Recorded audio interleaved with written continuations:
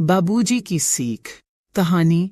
एक गांव में रामू नाम का एक किसान अपने बेटे मोहन के साथ रहता था। रामू ने दिन रात मेहनत करके मोहन को पढ़ाया ताकि वह एक अच्छी जिंदगी जी सके। रामू को हमेशा चिंता रहती थी कि मोहन मेहनत की अहमियत नहीं समझता और सिर्फ आसान रास्ता ढूंढता है। एक दिन रामू ने सोचा कि मोहन को असल मेहनत का महत्व समझाना होगा। उसने मोहन को बुलाया और कहा, बेटा, खेत में काम करने वाले 2 मजदूर आज नहीं आ पाए हैं। आज तुम्हें खेत में मेरा हाथ बंटाना होगा। मोहन ने सुना तो उसे अच्छा नहीं लगा। उसने कहा, बाबूजी, मुझे खेती बाड़ी में दिलचस्पी नहीं है। मैं पढ़ाई करके ही आगे बढ़ूंगा।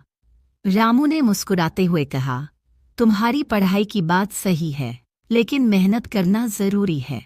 एक दिन मेरे लिए खेत में काम करो, फिर तुम जो चाहो कर सकते हो।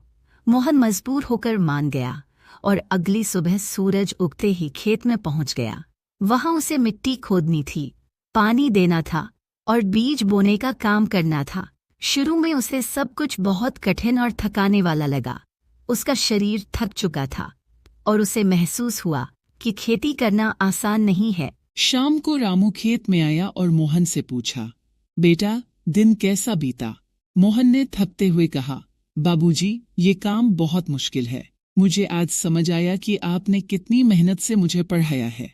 रामू ने प्यार से मोहन के सिर पर हाथ रखा और कहा, बेटा, जिंदगी में मेहनत का कोई विकल्प नहीं होता। अगर तुम मेहनत से भागोगे तो किसी भी काम में आगे नहीं बढ़ पाओगे। चाहे तुम पढ़ाई करो या कोई और काम, मेहनत हमेशा साथ देगी। मोहन ने बाबूजी की बातों को समझ लिया।